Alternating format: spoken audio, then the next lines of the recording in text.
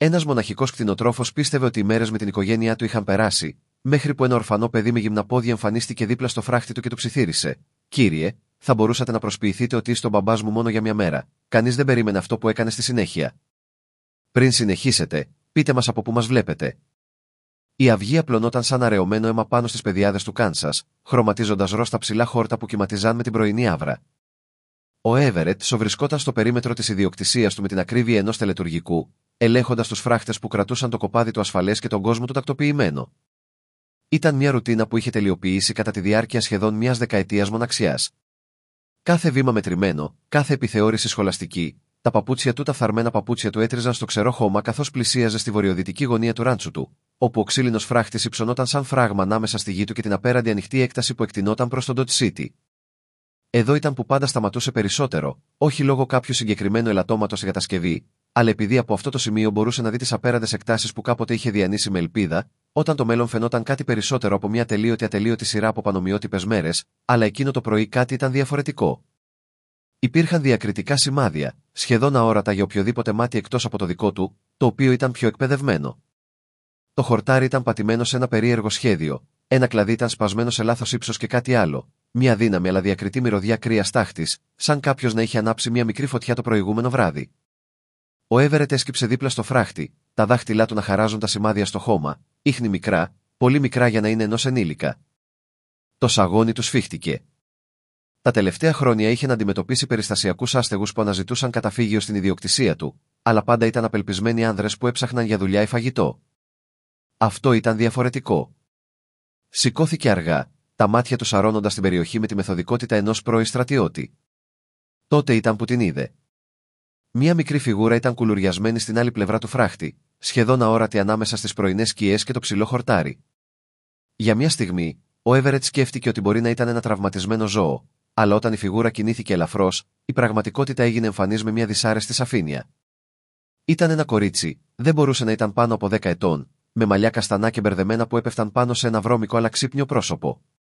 Τα ρούχα της ήταν σκισμένα και λερωμένα με χώμα και υπήρχε κάτι στη στάση της, στον τρόπο που με την οποία κρατούσε τα χέρια της τυλιγμένα γύρω από τα γόνατά της, ο τρόπος με τον οποίο τα μάτια της κινούνταν συνεχώς, που μαρτυρούσε μια επαγρύπνηση γεννημένη από το φόβο. Ο Έβαριτ έμεινε ακίνητος, ένας σιωπηλός πόλεμος εξελισσόταν μέσα του. Για χρόνια είχε αποφύγει προσεκτικά κάθε αλληλεπίδραση με παιδιά, χτίζοντας αόρατα αλλά διαπέραστα φράγματα γύρω από εκείνο το μέρος της καρδιάς του που κάποτε φιλοξενούσε όνειρα από παιδικά γέλια και μικρά βήματα που έτρεχαν το σπίτι του. Κάθε τυχαία συνάντηση στο χωριό ήταν μια οδυνηρή υπενθύμηση αυτού που είχε χάσει, της υπόσχεσης που δεν μπόρεσε ποτέ να εκπληρώσει. Αλλά αυτό το κορίτσι δεν ήταν στο χωριό. Ήταν εδώ, στα όρια του κόσμου του, ευάλωτο και σαφώς εκίνδυνο. Το κορίτσι σήκωσε το βλέμμα και τα μάτια του συναντήθηκαν μέσα από το φράχτη. Για μια στιγμή, κανένας από τους δύο δεν κινήθηκε. Τα μάτια της ήταν χρώματος καφέ με μέλι, μεγάλα και εκφραστικά, αλλά υπήρχε σε αυτά μια σκληρότητα που δεν θα έπρεπε να υπάρχει σε κάποιον τόσο νεαρό. Ήταν το βλέμμα κάποιου που έχει μάθει ότι ο κόσμος μπορεί να είναι σκληρός χωρίς προειδοποίηση. «Καλημέρα, κύριε», είπε τελικά, η φωνή της μόλις ένα ψίθυρος που μεταφερόταν από τον πρωινό αέρα. Ο Έβερετ κούνησε ελαφρά το κεφάλι, χωρίς να εμπιστεύεται τη φωνή του για να απαντήσει κατάλληλα. Οι λέξεις έμοιαζαν παράξενες στο λαιμό του όταν επρόκειτο να μιλήσει σε παιδιά, σαν να είχε ξεχάσει τη συγκεκριμένη γλώσσα που απαιτούσε μια τέτοια συζήτηση. Το κορίτσι σηκώθηκε αργά, τεινάζοντας το χώμα από το σκισμένο φόρεμά της. Ήταν μικρότερη από μικρόν με τόνο, τι είχε αρχικά σκεφτεί, λεπτή σε σημείο ανησυχίας, αλλά υπήρχε μια έμφυτη αξιοπρέπεια στον τρόπο που στεκόταν όρθια, παρά τις προφανώς απελπιστικές συνθήκες. «Είναι η γη σου?» ρώτησε, δείχνοντας αόριστα προς το ράντσο που απλωνόταν πίσω από τον Έβαριτ. «Ναι», απάντησε αυτός, με τη φωνή του τραχιά από τη λίγη χρήση το πρωί. Εκείνη κούνησε το κεφάλι, σαν επιβεβαίωνε κάτι που ήδη ήξερε. «Είναι όμορφη. Ειδικά τα άλογα. Τα είδα χθες το απόγευμα». Ο Έβερετ σύρριξε τα φρύδια. «Είσαι εδώ από χθες, όχι στη γη της», διευκρίνησε γρήγορα, σηκώνοντας τα χέρια σε μια αμυντική κίνηση. «Μόνο κοντά. Δεν πήρα τίποτα, το υπόσχομαι. Ούτε καν νερό από το πηγάδι».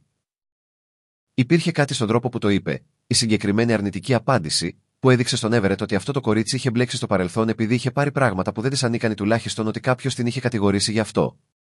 «Πού είναι οι γονείς σου?» ρώτησε, αν και υποψιαζόταν την απάντηση.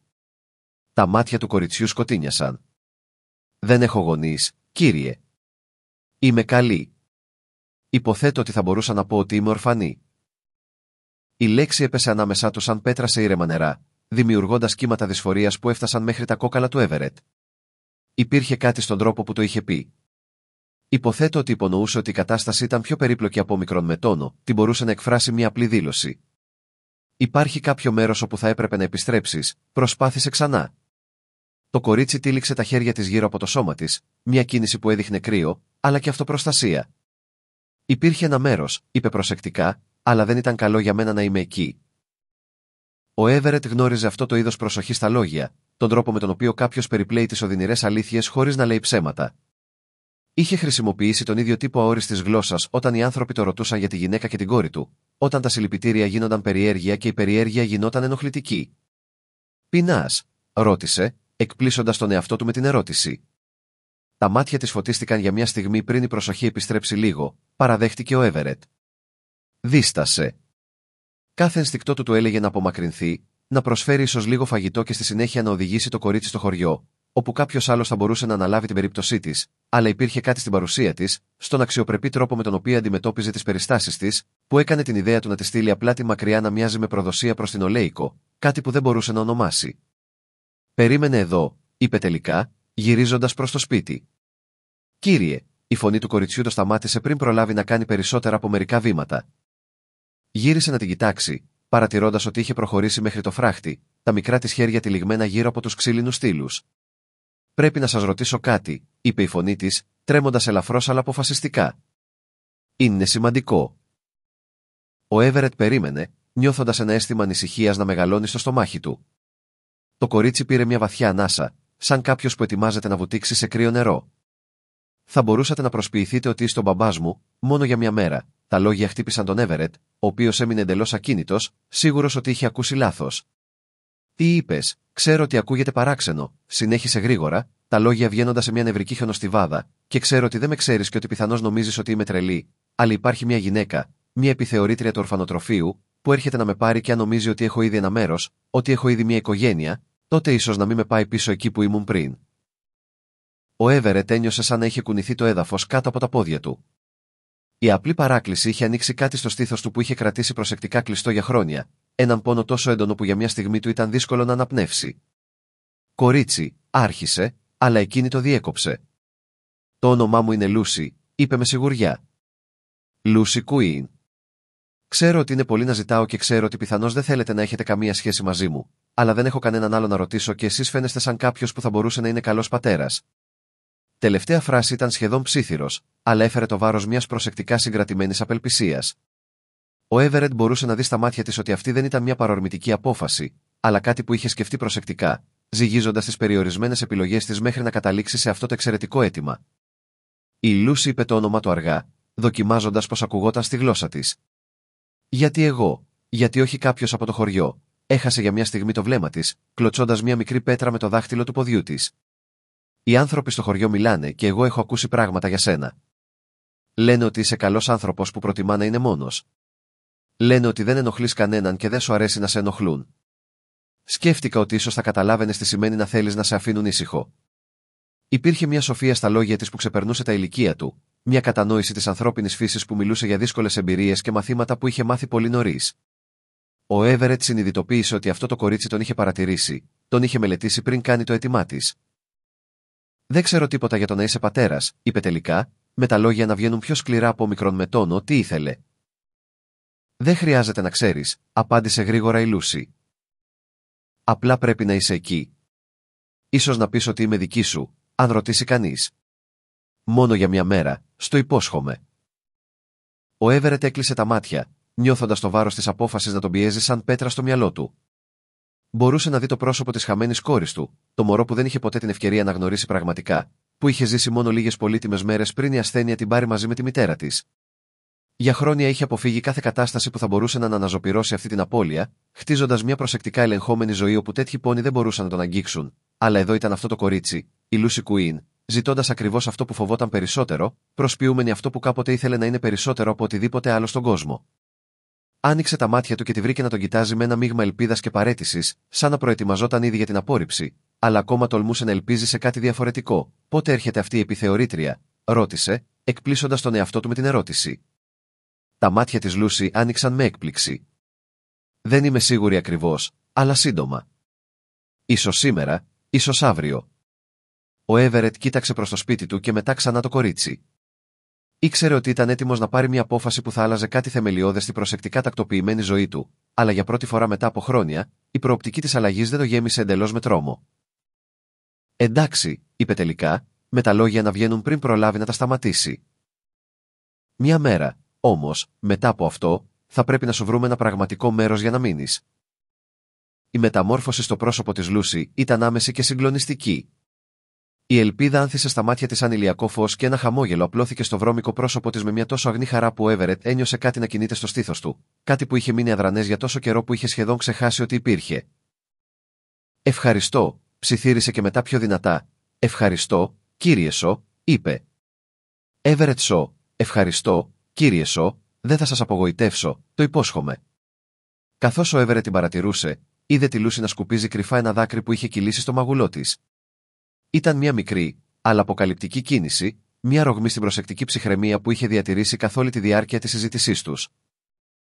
«Καλύτερα να μπεις μέσα», είπε κατευθυνόμενος προς την πόρτα του φράχτη. «Αν είναι να το κάνουμε αυτό, πρέπει να φαίνεσαι σαν να ανήκεις εδώ». Καθώς άνοιγε την πόρτα και την παρακολουθούσε να μπαίνει για πρώτη φορά στη γη της, ο Έβαρετσο δεν μπορούσε να ξέρει ότι αυτή η απόφαση, που είχε ληφθεί σε μια στιγμή παρορμητικής συμπόνιας, θα άλλαζε τη ζωή και το δύο με τρόπους που κανένας από τους δύο δεν μπορούσε να φανταστεί. Ο ήχος των μικρών μποτών της Λούσι που τον ακολουθούσαν προς το σπίτι ηχούσε παράξενα οικείως, σαν ηχό από όνειρα που είχε θάψει εδώ και πολύ καιρό.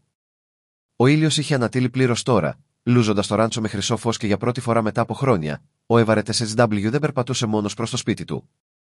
Η καταγραφή και η προετοιμασία αυτής της ιστορίας μας πήρε πολύ χρόνο, οπότε αν σας αρέσει, εγγραφείτε στο κανάλι μας, σημαίνει πολλά για εμάς. Τώρα ας επιστρέψουμε στην ιστορία. Ο ήχος των μικρών μποτών της Λούσι που τον ακολουθούσαν προς το σπίτι ηχούσε παράξενα οικείως, σαν ηχό από όνειρα που είχε θάψει εδώ και πολύ καιρό. Ο Έβαριτ διατηρούσε σταθερό βήμα, αλλά μπορούσε να αισθανθεί την παρουσία της πίσω του σαν ένα ζεστό και άγνωστο. Όταν έφτασαν στη βεράντα του σπιτιού, σταμάτησε απότομα, συνειδητοποιώντας ξαφνικά τι επρόκειτο να κάνει. Για σχεδόν μια δεκαετία, κανένα παιδί δεν είχε περάσει το κατόφλι του σπιτιού του. Το σπίτι είχε χτιστεί με την ελπίδα να γεμίσει με γέλια και μικρά βήματα, αλλά μετά το θάνατο της Μόργαρη και του μωρού, είχε γίνει κάτι πιο παρόμοιο με μαυσολείο παρά με σπίτι. Κάθε δωμάτιο φύλαγε προσεκτικά διατηρημένες αναμνήσεις, μια ζωή παγωμένη στο χρόνο. «Κύριε Σο». Η απαλή φωνή της Λούσι τον έβγαλε από τη σκέψη του. Γύρισε να την κοιτάξει και ξαφνιάστηκε όταν είδε ότι είχε αρχίσει να καθαρίζει αισθικτοδός τα νεκρά φυτά από τη βεράντα, στιβάζοντας τα ξερά φύλλα σε ένα τακτοποιημένο σωρό δίπλα στα σκαλιά. Οι κινήσεις της ήταν αποτελεσματικές και εξεζητημένες, σαν να είχε περάσει πολύ καιρό κάνοντας οικιακές εργασίες. «Δεν χρειάζεται να το κάνεις αυτό», είπε, αλλά εκείνη συνέχισε να δουλεύει. «Μου αρέσει να βοηθάω», απάντησε χωρίς να σηκώσει το βλέμμα της. «Εξάλλου, αν πρόκειται να προσποιηθούμε ότι ανήκω εδώ, θα πρέπει να φαίνεται ότι κάποιος φροντίζει το μέρος». Υπήρχε μια απλή λογική στα λόγια της και ο Έβερετ, παρακολουθώντας την να δουλεύει, συνειδητοποίησε ότι η Λούσι είχε δίκιο.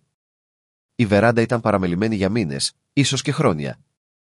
Είχε σταματήσει να παρατηρεί αυτές τις λεπτομέρειες, ζώντας σε μια είδος αυτοεπιβαλλόμενης τύφλωσης απέναντι στη σταδιακή φθορά του περιβάλλοντος του.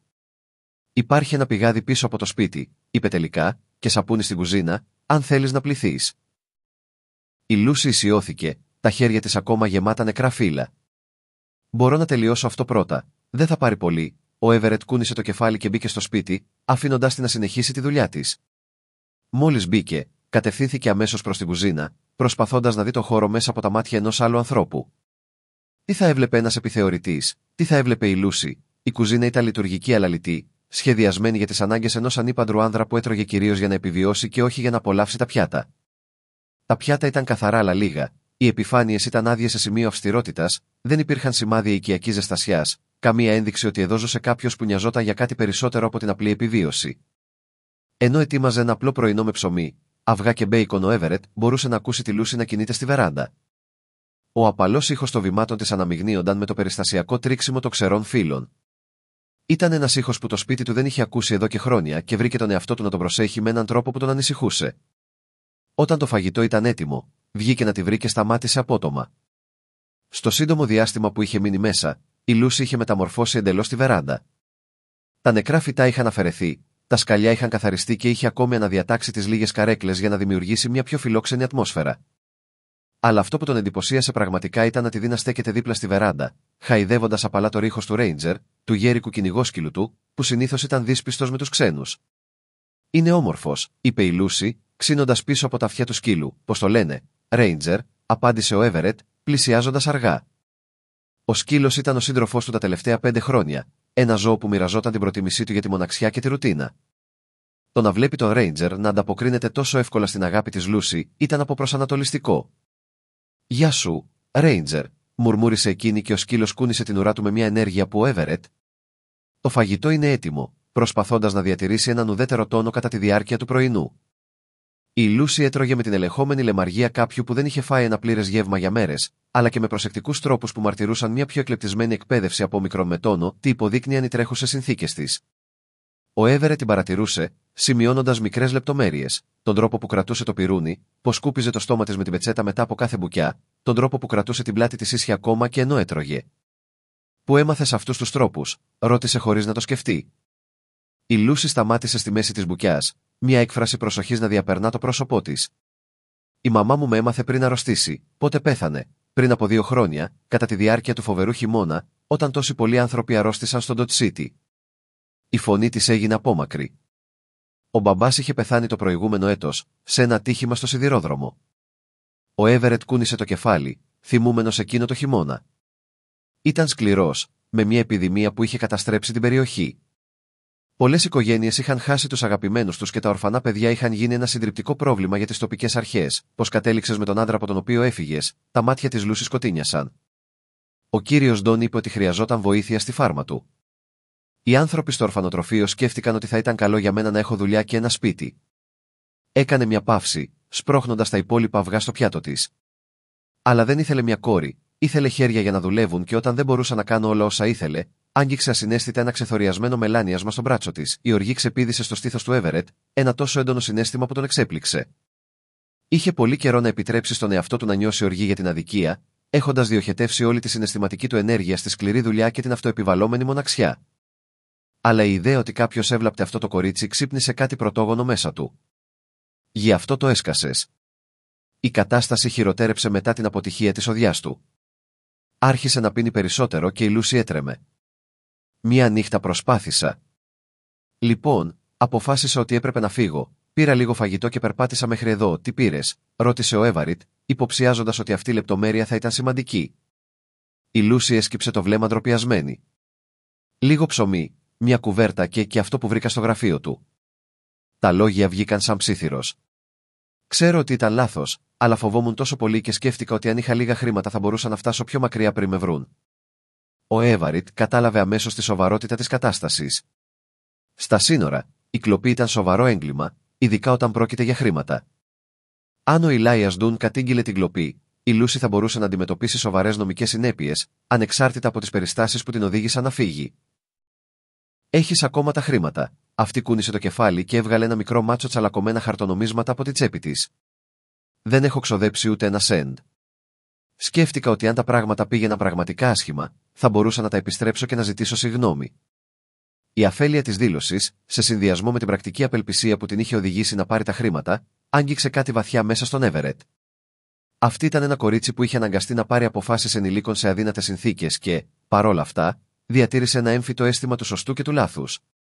Μετά το πρωινό, η Λούση επέμεινε να πλύνει τα πιάτα, ενώ ο Έβερετ ασχολήθηκε με τις πρωινές εργασίες του κοπαδιού. Όταν επέστρεψε μια ώρα αργότερα, ξαφνιάστηκε όταν βρήκε όχι μόνο την κουζίνα πεντακάθαρη, αλλά και ενδείξεις ότι είχε εξερευνήσει το σπίτι. Τίποτα δεν ήταν εκτός θέσης, αλλά υπήρχε μια λεπτή αίσθηση ότι ο χώρος είχε κατοικηθεί με έναν τρόπο που δεν είχε βιώσει εδώ και χρόνια. Τη βρήκε στο σαλόνι, να στέκεται μπροστά από τον τζάκι, όπου η Μάργαρετ είχε τοποθετήσει τα λίγα πολύτιμα αντικείμενά της. Η Λούση κοιτούσε μια μικρή κορνιζαρισμένη φωτογραφία του Έβερετ και τη συζύγου του την ημέρα του γάμου τους, αλλά ήταν το αντικείμενο στο χέρι της που έκανε την καρδιά του Έβερετ να χτυπήσει δυνατά. Ήταν ένα καπέλο μωρού, υφασμένο με λεπτό λευκό νήμα και μικρά λουλούδια κεντυμένα γύρω από το χείλος. Η Μάργαρετ το είχε φτιάξει τους τελευταίους μήνες της εγκυμοσύνης της, δουλεύοντας πάνω του τα απογεύματα, ενώ ο Έβερετ διάβαζε δυνατά. Ήταν ένα από τα λίγα πράγματα που είχαν απομείνει από τη χαμένη κόρη τους και ο Έβερετ, λυπάμαι, είπε η Λούση αμέσως, βλέποντας την έκφρασή του, και άρχισε να βάζει το καπέλο στη θέση του, αλλά τα χέρια της έτρεμαν ελαφρώς. Δεν έπρεπε να. Δεν πειράζει, είπε ο Έβερετ, αν και η φωνή του ακούστηκε πιο τραχιά από μικρόν με τόνο, τι ήθελε.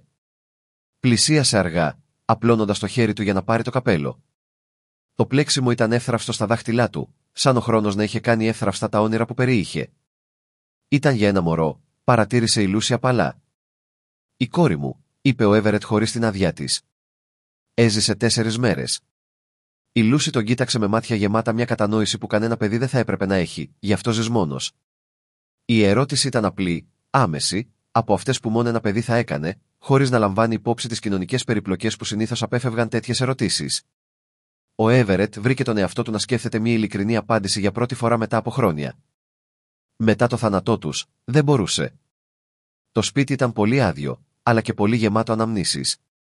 Ήταν πιο εύκολο να είναι μόνος. Καταλαβαίνω, είπε η Λούση, και υπήρχε κάτι στον τόνο της που υποδείκνει ότι πραγματικά καταλάβαινε. Μερικές φορές οι άνθρωποι πληγώνουν τόσο πολύ που είναι πιο ασφαλέστερο να μην αφήνεις κανένα να σε πλησιάσει. Η σοφία των λέξεων της το χτύπησε σαν γροθιά. Αυτό το κορίτσι που είχε χάσει και τους 2 γονείς του και είχε επιβιώσει από καταστάσεις που θα είχαν καταστρέψει πολλούς ενήλικες, είχε εκφράσει κάτι που ένιωθε αλλά δεν είχε καταφέρει ποτέ να εκφράσει. Η στιγμή διακόπηκε από τον ήχο των πετάλων των αλόγων που πλησίαζαν από τον κεντρικό δρόμο. Ο Έβερετ πήγε στο παράθυρο και ένιωσε το στομάχι του να σφίγγεται. Μια γυναίκα είπε ένα άλογο με μια στάση που ακτινοβολούσε επίσημη εξουσία. Φορούσε ένα πρακτικό φόρεμα σκούρου χρώματος και ένα καπέλο που είχε δει καλύτερες μέρες, αλλά υπήρχε κάτι στη συμπεριφορά της που φώναζε «Κυβέρνηση, Ίδρυμα, ποια είναι?» ρώτησε η Λούση, κινούμενη για να κοιτάξει από το παράθυρο.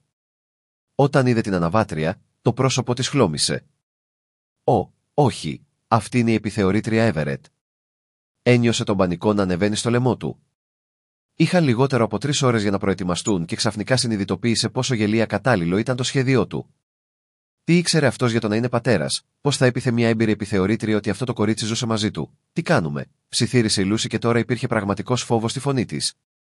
Ο Έβερετ έβαλε το καπέλο του μωρού στην τσέπη του και κατευθύνθηκε προς την πόρτα. Θα κάνουμε σαν να είσαι κόρη μου, είπε, εκπλήσοντας τον εαυτό του με τη σταθερότητα της φωνής του, και ελπίζουμε ότι αυτό θα είναι αρκετό. Καθώς ετοιμαζόταν να ανοίξει την πόρτα και να αντιμετωπίσει την πρώτη πραγματική δοκιμασία της συμφωνίας τους, ο Έβερετ συνειδητοποίησε ότι κάτι είχε αλλάξει τις τελευταίες ώρες. Δεν επρόκειτο πια μόνο για το να βοηθήσει ένα απελπισμένο κορίτσι.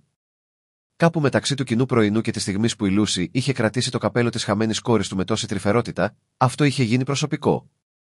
Η επιθεωρήτρια πλησίαζε και μαζί της ερχόταν η πρώτη πραγματική πρόκληση για τη νέα ζωή που, χωρίς να το συνειδητοποιήσει, είχε αρχίσει να φαντάζεται.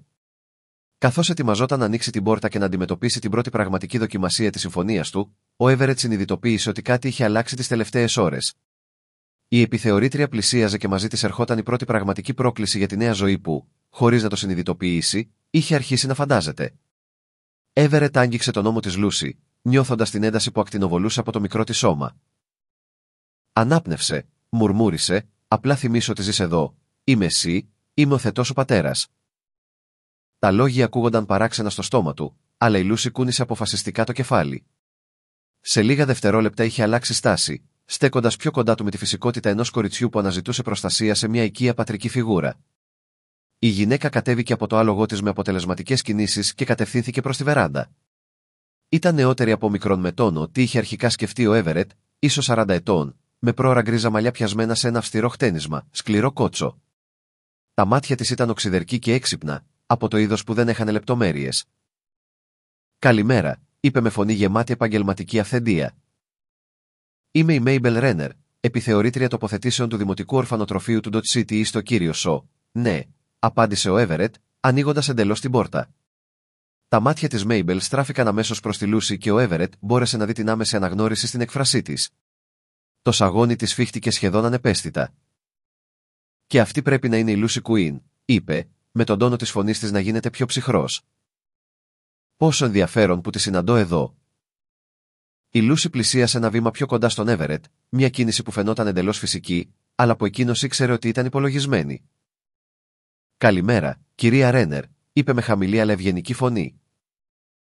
«Η δεσποινή Κουίν έχει προκαλέσει μεγάλη ανησυχία με την απουσία της», είπε η Μαμπέλ χωρίς να απομακρύνει το βλέμμα της από το κορίτσι. «Ο κύριος Ντάν είναι πολύ αναστατωμένος για την εξαφάνισή της, Έβαριτ». Η Λούση σφίγγονταν δίπλα του και ενστικτωδώς έβαλε προστατευτικά το χέρι του στην πλάτη της. Η κίνηση δεν πέρασε απαρατήρητη από τη Μαμπέλ, τα μάτια της οποίας μισόκλεισαν ελαφρώς. «Μπορώ να σας ρωτήσω, κύριε Σο, από πότε ακριβώς η Λούση βρίσκεται υπό τη φροντίδα σας?» Ήταν η ερώτηση που ο Έβερετ φοβόταν, αυτή που θα μπορούσε να καταρρύψει όλη την ιστορία του πριν καν προλάβει να τη χτίσει σωστά, αλλά πριν προλάβει να απαντήσει, η Λούση μίλησε. «Ο κύριος Σο είναι παλιός φίλος της οικογένειάς μου», είπε με μια αυτοπεποίθηση που τον εξέπληξε. «Ήξερε τη μαμά μου πριν παντρευτεί τον μπαμπά. Όταν τα πράγματα έγιναν δύσκολα με τον κύριο Ντόν, ήρθα εδώ». Ήταν ένα λαμπρό ψέμα, αρκετά συγκεκριμένο για να είναι πιστευτό, αλλά αρκετά σαφές για να αποφύγει λεπτομέρειες που θα μπορούσαν εύκολα να επαληθευτούν. Σκέφτηκε τον τρόπο με τον οποίο είχε χειριστεί την επιθεώρηση, τη συναισθηματική του διαίσθηση, τον τρόπο με τον οποίο είχε μετατρέψει το δωμάτιο της χαμένης κόρης του σε απόδειξη του ότι ανήκε κάπου, αντί για πόνο. «Δεν ξέρω», είπε ειλικρινά, «αλλά θα προσπαθήσουμε». Αυτό που δεν της είπε ήταν ότι, σε κάποιο σημείο κατά τη διάρκεια της επίσκεψης της Μαμπέλ, η κίνησή του είχε αλλάξει. Δεν επρόκειτο πια μόνο για το να βοηθήσει τη Λούση να αποφύγει την επιστροφή σε μια καταχρηστική κατάσταση, αλλά για το να προστατεύσει κάτι που είχε αρχίσει να ανθίζει στην καρδιά του, κάτι που έμοιαζε επικίνδυνα με ελπίδα. Εκείνο το απόγευμα, ενώ δούλευαν μαζί για να κάνουν το σπίτι να μοιάζει περισσότερο με το σπίτι μιας οικογένειας, ο Έβαρετ κοίταξε τη Λούση με ένα μείγμα θαυμασμού και τρόμου. Μέσα σε μια μέρα, αυτό το κορίτσι είχε ξυπνήσει μέρη του που πίστευε ότι ήταν νεκρά για πάντα, αλλά στο βάθος του μυαλού του, μια προειδοποιητική φωνή του ψιθύριζε ότι μια εβδομάδα δεν ήταν αρκετός χρόνος για να χτίσει μια πραγματική ζωή και ότι, όταν έφτανε η στιγμή της αλήθειας, ίσως να μην ήταν αρκετά δυνατός για να κρατήσει ενωμένη αυτή την εύθραυστη νέα οικογένεια που είχε αρχίσει να φαντάζεται. Ο ήλιος έδιε πάνω από το Κάνσας, βάφοντας τον ουρανό με τα ίδια χρώματα που είχε δει εκείνο το πρωί, αλλά όλα είχαν αλλάξει. Το ερώτημα που το βασάνιζε τώρα ήταν αν η αλλαγή θα ήταν μόνιμη ή αν σε μια εβδομάδα θα ήταν και πάλι μόνος, με μόνο τις αναμνήσεις να του κρατούν συντροφιά. Ο ήλιος έδιε πάνω από το Κάνσας, χρωματίζοντας τον ουρανό με τα ίδια χρώματα που είχε δει εκείνο το πρωί, αλλά όλα είχαν αλλάξει. Το ερώτημα που το βασάνιζε τώρα ήταν αν η αλλαγή θα ήταν μόνιμη ή αν σε μια εβδομάδα θα ήταν και πάλι μόνος, με μόνο τις αναμνήσεις να του κρατούν συντροφιά. Οι επόμενες 3 μέρες πέρασαν σε ένα παράξενο μείγμα οικιακής ρουτίνας και υποβόσκουσας έντασης. Η Λούση εντάχθηκε στη ζωή του ράντσου με μια φυσικότητα που τόσο παρηγόρησε όσο και ανησύχησε τον Έβερετ. Κάθε πρωί την έβρισκε ήδη ξυπνημένη να ταΐζει τα κοτόπουλα ή να βουρτσίζει το Ρέιντζερ. Τα απογεύματα, ενώ εκείνος δούλευε με τα ζώα, εκείνη τακτοποιούσε το σπίτι ή διάβαζε στη βεράντα, δημιουργώντας μια ατμόσφαιρα οικογενειακής ζωής που το σπίτι του δεν είχε γνωρίσει εδώ και χρόνια, αλλά ήταν τα βράδια, όταν κάθονταν να δειπνήσουν στην κουζίνα, που τώρα γέμιζε με ήρεμες συζητήσεις, που ο Έβερετ συνειδητοποιούσε πόσο επικίνδυνη είχε γίνει αυτή η κατάσταση. Δεν ήταν μόνο ότι η Λούση γέμιζε ένα κενό στη ζωή του, αλλά ότι είχε αρχίσει να φαντάζεται ένα μέλλον όπου αυτό δεν θα ήταν προσωρινό. Την 4η μέρα έφτασαν απροσδόκητοι επισκέπτες. Ο Έβερετ επιδιόρθωνε ένα τμήμα του φράχτη όταν άκουσε τον ήχο πολλών αλόγων να πλησιάζουν από το μονοπάτι. Όταν γύρισε, είδε έναν εύσωμο άνδρα να υπέβει ένα ιδρωμένο άλογο, συνοδευόμενο από το βοηθό σερίφη Μπελάρκιν και έναν άλλο άνδρα που δεν αναγνώρισε αμέσως. Ο εύσωμος άνδρας κατέβηκε από το άλογο με απότομες κινήσεις, το πρόσωπό του κοκκινισμένο από τη ζέστη και κάτι που έμοιαζε με μόλις συγκρατημένη οργή. Είχε τη σκληραγωγημένη εμφάνιση κάποιου που είχε δουλέψει σκληρά όλη του τη ζωή, αλλά υπήρχε κάτι στα μάτια του που έκανε τον Έβερετ να τεθεί αυτόματα σε επιφυλακή. «Είστε εσείς?» ρώτησε ο άντρας χωρίς προήμια. «Ναι», απάντησε ο Έβερετ σηκώνοντας αργά το κεφάλι του. Μπορούσε να δει τη Λούση στη βεράντα, να πιέζεται πάνω στην πόρτα σαν να ήθελε να εξαφανιστεί. «Είμαι ο Ελάιας Ντόν», είπε ο άντρας και το όνομα έπεσε ανάμεσά του σαν πέτρα σε ήρεμα νερά. «Και ήρθα για αυτό που μου ανήκει». Ο βοηθός Λάρκιν πλησίασε με μια έκφραση αμηχανίας. «Κύριε Σο, ο κύριος Ντάν ισχυρίζεται ότι η Λούση Κουίν σας ανήκει νόμιμα και ότι πήρε την ιδιοκτησία του σπιτιού σας όταν το έσκασε». «Ήρθα και για τα χρήματά μου», πρόσθεσε ο Ντάν, μάτια του καρφωμένα στη Λούση με μια ένταση που έκανε το δέρμα του Έβερετ να ανατριχιάσει. «Αυτή η μικρή κλέφτρα πήρε από το γραφείο μου», σκέφτηκε ο Έβερετ, καθώς η οργή ανέβαινε στο στήθος του, αλλά κράτησε τη φωνή του ήρεμη. «Τα χρήματα έχουν ήδη επιστραφεί στην επιθεωρητή Ρένερ και όσον αφορά τη Λούση, είναι υπό την νόμιμη φροντίδα μου τώρα», είπε ο Ντάν, γελώντας με έναν τραχή και δυσάρεστο ήχο. «Νόμιμη, από πότε μου ανατέθηκε επίσημα αυτό το κορίτσι? Έχω τα χαρτιά και έχω υποβάλει αίτηση για την κυδαιμονία της», είπε ψέματα ο Έβερετ. Ήταν ένα ψέμα που ήξερε ότι θα αποκαλυφθεί τελικά, αλλά χρειαζόταν χρόνο. «Δείξε μου αυτά τα χαρτιά», απέτησε ο Ντάν.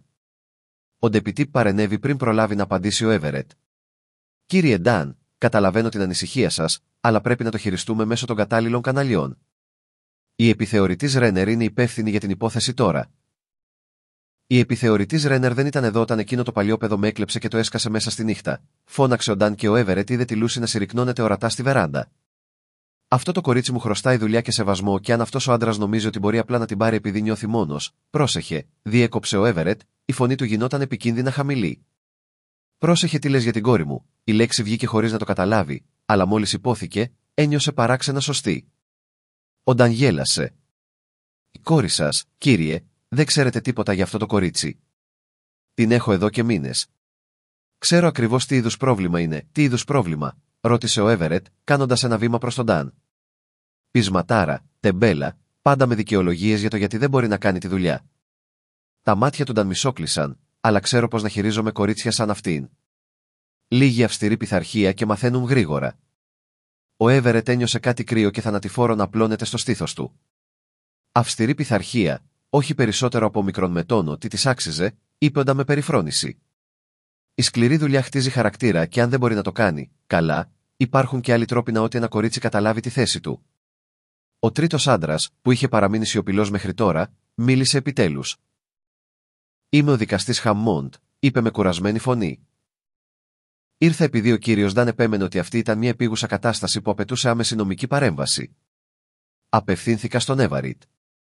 Κύριε Σο, έχετε νομικά έγγραφα για την κυδαιμονία αυτού του κοριτσιού? Ο Έβερετ δίστασε, συνειδητοποιώντας ότι αυτή ήταν η στιγμή της αλήθειας.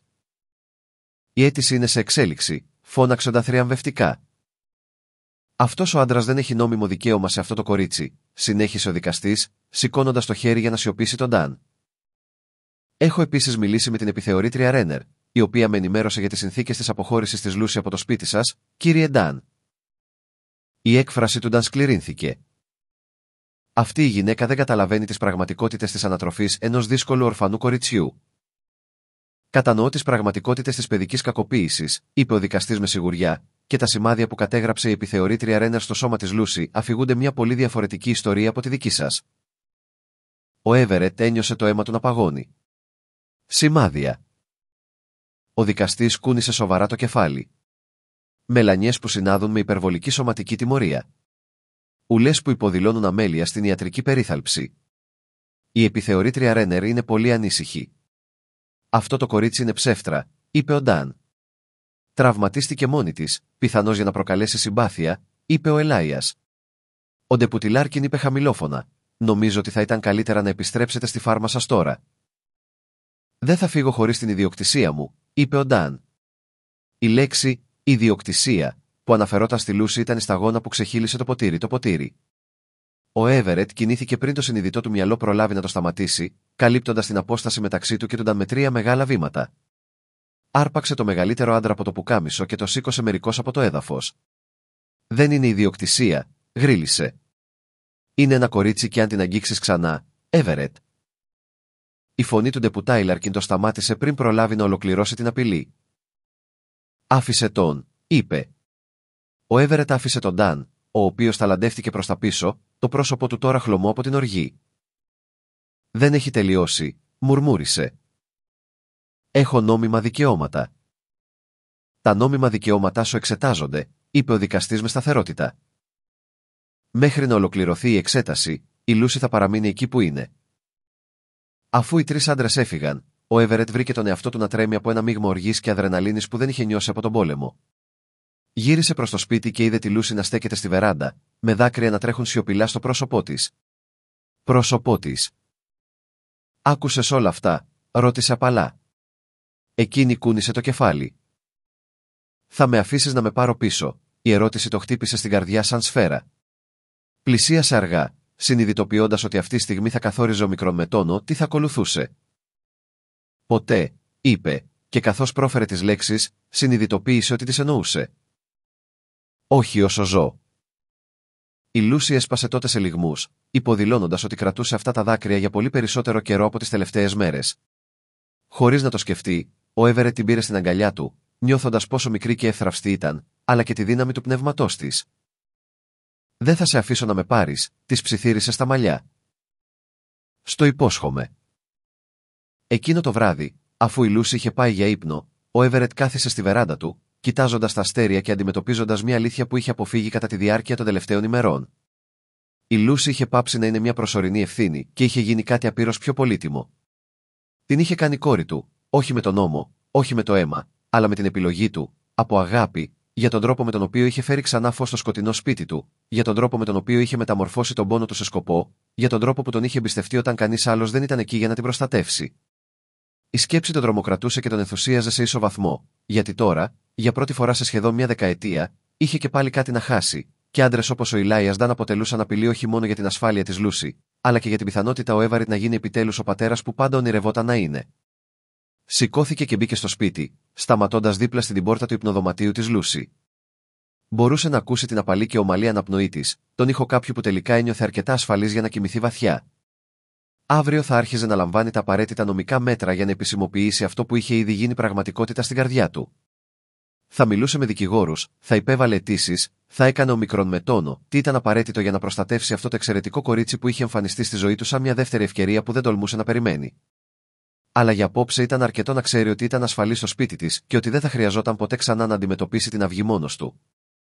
Στο βάθος, τα κογιό του ουρλιάζαν στο φεγγάρι, ένα άγριο και μελαγχολικό ήχο που κάποτε αντανακλούσε τη μοναξιά της ψυχής του, αλλά τώρα, με τη Λούση να κοιμάται ασφαλή στο δωμάτιο που είχε σχεδιαστεί για να φιλοξενεί οικογενειακά όνειρα, ο ήχος απλώς σηματοδοτούσε το τέλος μιας ακόμη μέρας στη ζωή που χτίζανε μαζί, μια ζωή που θα υπερασπιζόταν με κάθε ίνα της ύπαρξής του.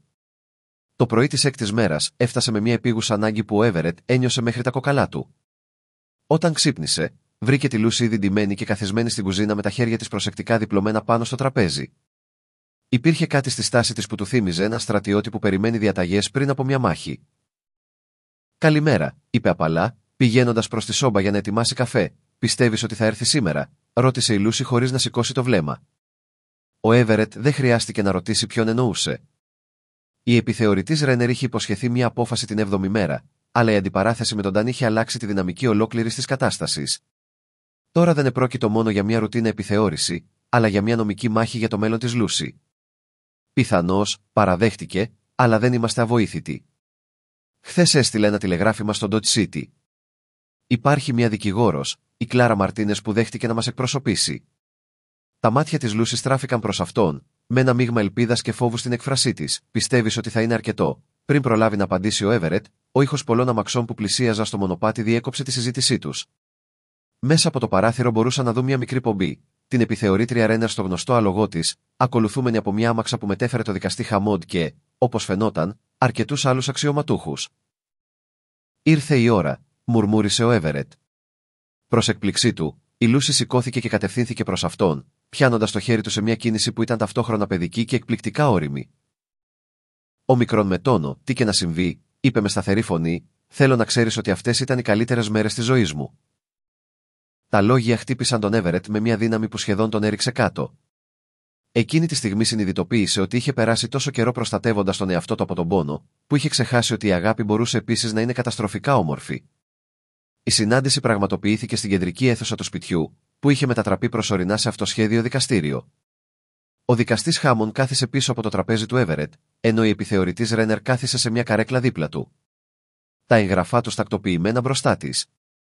Προς έκπληξη του Έβερετ, είχε φτάσει και η Σέσιλ Μάροου, η μέα και θεραπεύτρια του χωριού, συνοδευόμενη από το βοηθό Σερίφη Λάρκιν. Τα πρόσωπά τους έδειχναν αποφασιστικότητα, υποδηλώνοντας ότι δεν είχαν έρθει ως παθητικοί παρατηρητές.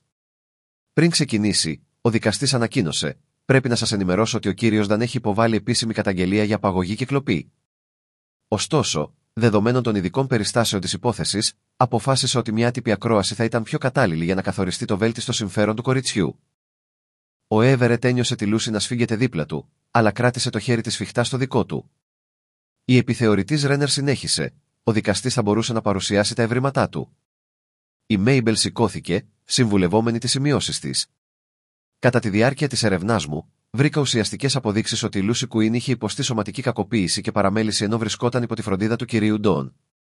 Τα σημάδια στο σώμα της συνάδουν με υπερβολική σωματική τιμωρία και η κατάσταση της υποδηλώνει ότι δεν λάμβανε επαρκή διατροφή». Έκανε μια παύση κοιτάζοντας κατευθείαν τη Λούση. «Διαπίστωσα επίσης ότι κατά τη διάρκεια της παραμονής της με τον κύριο Σο, η Λούση έχει δείξει σημαντική βελτίωση τόσο στη σωματική όσο και στη συναισθηματική της ευημερία. Το σπίτι είναι κατάλληλο, ο κύριος Σο έχει σταθερά οικονομικά μέσα και σταμάτησε σαν να αγωνιζόταν με κάτι εσωτερικό, ωστόσο συνέχισε πιο αργά.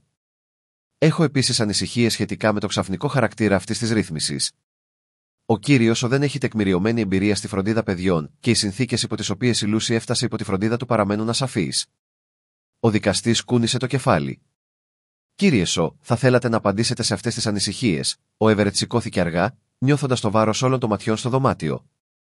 Για μέρες προετοίμαζε τι θα έλεγε σε αυτή τη στιγμή, αλλά τώρα που είχε φτάσει, όλα τα προσεκτικά προβαρισμένα λόγια του εξαφανίστηκαν. Η εξοχότητά σας άρχισε με πιο τραχιά φωνή από μικρόν με τόνο, τι είχε προτείνει. Είναι αλήθεια ότι δεν έχω εμπειρία στην ανατροφή παιδιών. Είναι αλήθεια ότι η Λούση και εγώ γνωριστήκαμε υπό ασυνήθιστες συνθήκες, αλλά είναι επίσης αλήθεια ότι σταμάτησε, παλεύοντας με λέξεις που του φαινόταν πολύ μεγάλες για το λαιμό του. Πριν από σχεδόν 10 χρόνια, έχασα τη γυναίκα μου και την νεογέννητη κόρη μου. Από τότε, ζούσα σαν νεκρός, εκπληρώνοντας τις υποχρεώσεις του να είμαι ζωντανός, χωρίς να ζω πραγματικά. Αποφεύγαγα τα παιδιά, γιατί μου θύμιζαν αυτό που είχα χάσει. Αποφεύγαγα την οικειότητα, γιατί πονούσε πολύ να ρισκάρω να χάσω ξανά. Η Λούση του έσφιξε το χέρι, δίνοντάς του τη δύναμη να συνεχίσει. Αλλά η Λούση άλλαξε όλα αυτά, όχι επειδή αντικατέστησε αυτό που είχα χάσει, αλλά επειδή μου έμαθε ότι η αγάπη δεν είναι ένας πεπερασμένος σπόρος, ότι μπορούσα να τιμήσω τη μνήμη της χαμένης κόρης μου αγαπώντας αυτό το εξαιρετικό κορίτσι που χρειαζόταν έναν πατέρα όσο και εγώ χρειαζόμουν να γίνω πατέρας. Η φωνή του δυναμώθηκε καθώς συνέχιζε. Σε μια εβδομάδα, η Λούση έφερε περισσότερη ζωή στο σπίτι μου από όσοι είχα σε 10 χρόνια. Φρόντισε τα ζώα μου, καθάρισε το σπίτι μου, γέμισε το τραπέζι μου με συζήτηση, αλλά περισσότερο από αυτό, μου έδωσε ένα σκοπό που νόμιζα ότι είχα χάσει για πάντα. Γύρισε και κοίταξε τη Λούση κατευθείαν στα μάτια και είπε τραπέζι μου με κουβέντα, αλλά πάνω απ' όλα μου έδωσε ένα σκοπό που νόμιζα ότι είχα χάσει για πάντα. Γύρισε και κοίταξε κατευθείαν τη Λούση και αν μου επιτρέπετε να γίνω πατέρας της, σας υπόσχομαι ότι θα περάσω κάθε μέρα της ζωής μου φροντίζοντας να νιώθει ασφαλής, αγαπημένη και εκτιμημένη, γιατί αυτό κάνει ένας πατέρας, προστατεύει, φροντίζει και αγαπάει χωρίς όρους. Η σιωπή που ακολούθησε διακόπηκε από μια προσδόκητη φωνή. Μπορώ να μιλήσω. Ήταν η Σέσαλι Μέρου που σηκώθηκε από την καρέκλα της. Ο δικαστής κούνησε το κεφάλι. Παρακαλώ, κυρία Μέρου. Γνώρισα τη σύζυγο του κυρίου Σο, τη Μόργαριτ, ξεκίνησε η Σισιλάη, η φωνή της με την αυθεντία κάποιου που είχε ζήσει πολύ και είχε δει περισσότερα. Τη βοήθησα κατά τη διάρκεια της εγκυμοσύνης της και ήμουν παρούσα όταν πέθαναν και αυτή και το μωρό. Είδα τι έκανε αυτή η απώλεια στον Έβαριτ. Γύρισε προς τον Έβαριτ, τα μάτια της να λάμπουν με ένα μείγμα συμπόνιας και αποφασιστικότητας. Χρόνια παρακολουθούσα αυτόν τον άντρα να τιμωρεί τον εαυτό του για απώλειες που ήταν εκτός του ελέγχου του. Είδα πως απέφευγε οτιδήποτε θα μπορούσε να φέρει ξανά χαρά στη ζωή του και την τελευταία εβδομάδα είδα περισσότερη αλλαγή σε αυτόν από μικρόν με τόνο, τι είχα δει σε μια δεκαετία. Περπάτησε προς το σημείο που κάθονταν ο Έβερετ και η Λούση. Αλλά υπάρχει κάτι άλλο που όλοι πρέπει να γνωρίζετε, κάτι που ανακάλυψα όταν έλεγξα τα πιστοποιητικά γέννησης της Λούση, έκανε μια δραματική παύση. Η μητέρα της Λούση πριν παντρευτεί ήταν η Σάρα Κόλλητα Σάρα Κόλμαν, ήταν ξαδέλφη της Μάργαρετ Σου.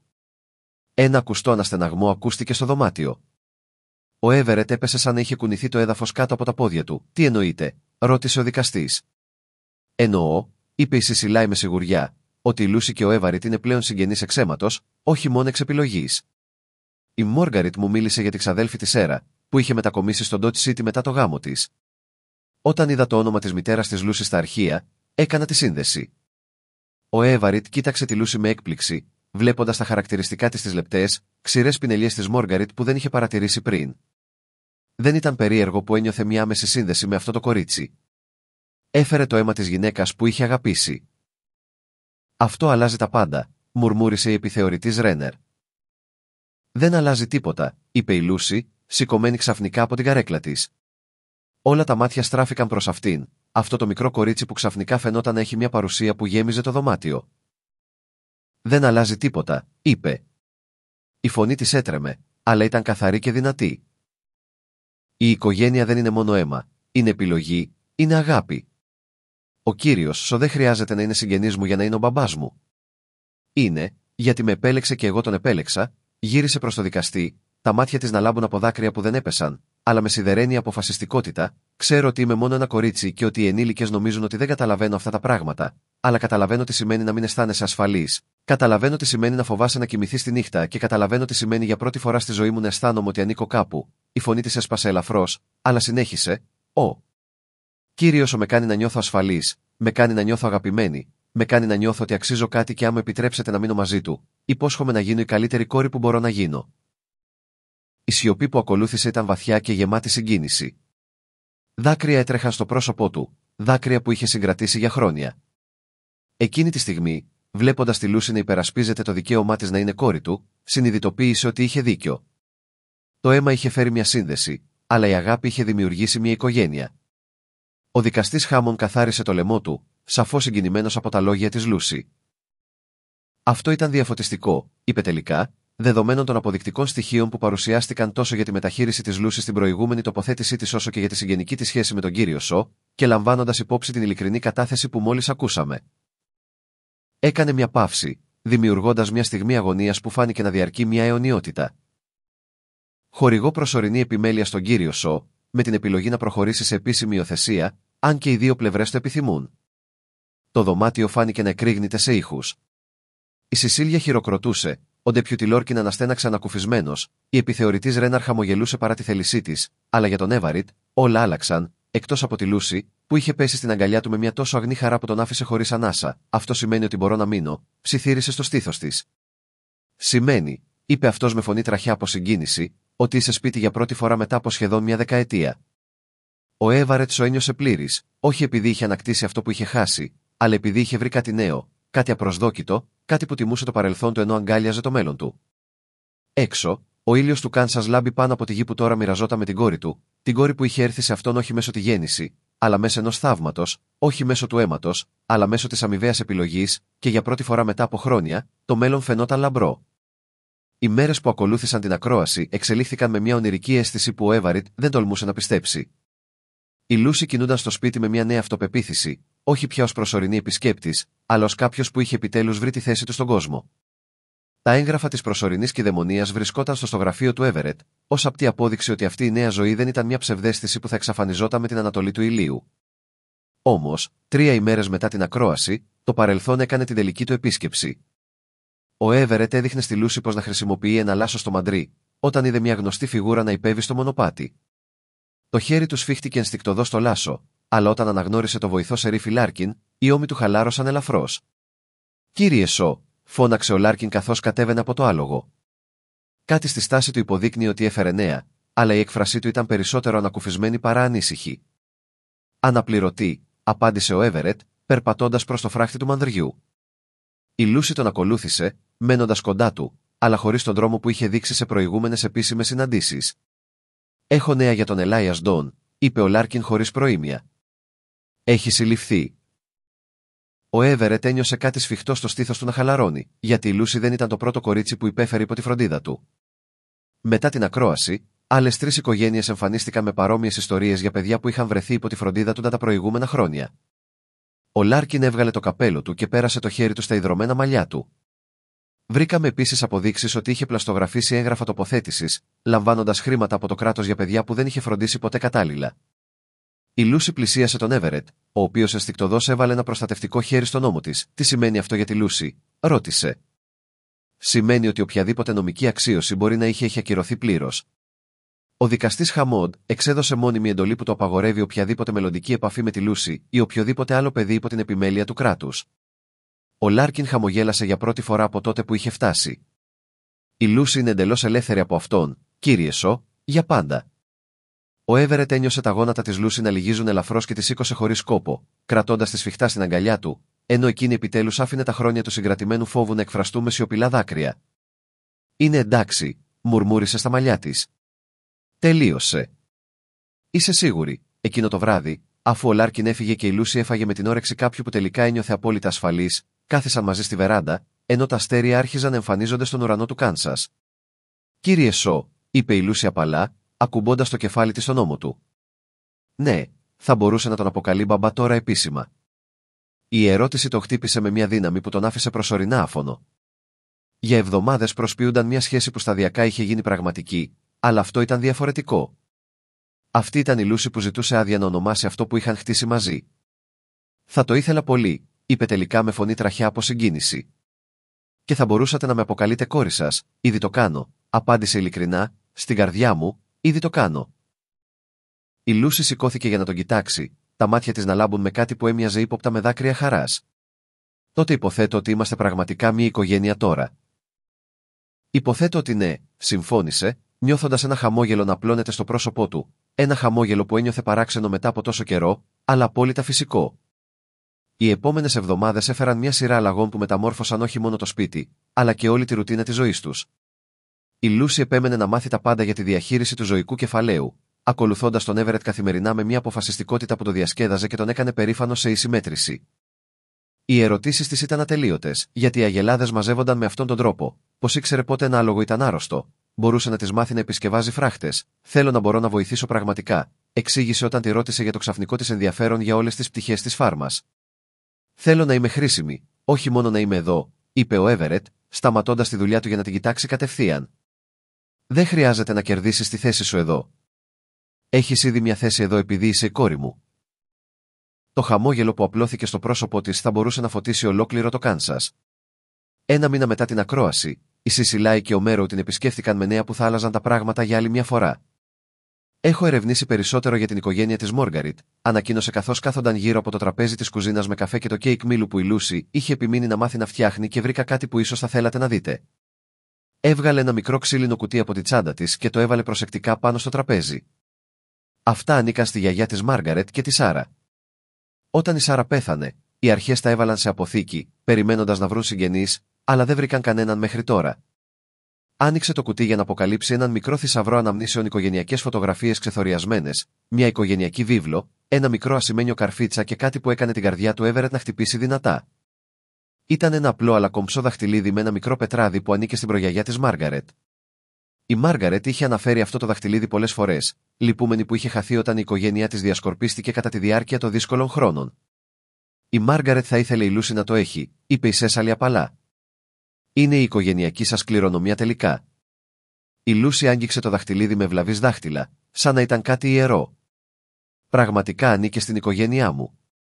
Στην οικογένειά μας, διόρθωσε ο Everett. Τώρα είναι η οικογένειά μας. 2 μήνες αργότερα, ο Everett πήρε την απόφαση που σκεφτόταν από την ακροαματική διαδικασία. Η Λούση το βοηθούσε να μαρκάρει ένα μοσχάρι, όταν ξαφνικά σταμάτησε και την παρακολούθησε να δουλεύει με ένα μείγμα υπερηφάνειας και κάτι πιο βαθύ.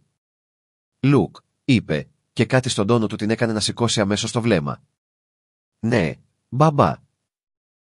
Η λέξη το συγκινούσε ακόμα κάθε φορά που την άκουγε, αλλά υπήρχε κάτι που έπρεπε να κάνει για να την κάνει να νιώσει εντελώς πραγματική. Θα ήθελες να κάνουμε την υιοθεσία επίσημη, νομικά, για πάντα. Τα μάτια της Λούση άνοιξαν διάπλατα και για μια στιγμή φάνηκε ανίκανη να μιλήσει, αλλά μετά έπεσε πάνω του με τόση δύναμη που σχεδόν τον έριξε κάτω, τυλίγοντας τα χέρια της γύρω από τη μέση του και κρατώντας το σαν να μην επρόκειτο ποτέ να τον αφήσει.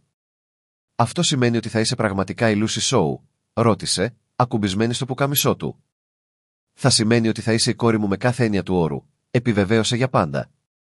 «Ναι», είπε η φωνή της, σιγανή αλλά γεμάτη από μια τόσο αγνή χαρά που έκανε τα μάτια του Everett να γεμίσουν δάκρυα.